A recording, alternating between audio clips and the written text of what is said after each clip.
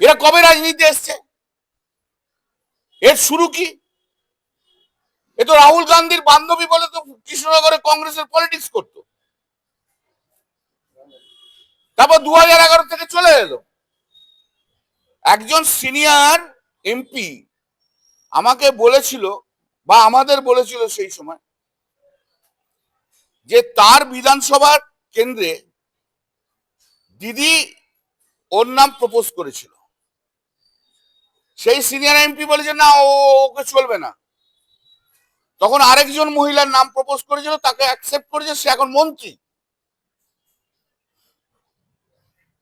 ঠিক আছে, গত 5ই জুন দিদি আমাকে বলেছিল ওই কালিয়াগঞ্জে কি ওখানে যে মিটিং করতে, সেদিনকে আমি বিধানসভায় গেছি। আমাকে তখন রূপবানুর আর উজ্জ্বল আমার কাছে এসে বলল, ববির ঘরে বসে তখন আমি, যে এরকম মহুয়া মৈত্র বলে দিয়েছে প্রেসিডেন্ট, আইপ্যাক কে বলে দিয়েছে কল্যাণ ব্যানার্জির এখানে ঢোকা চলবে না।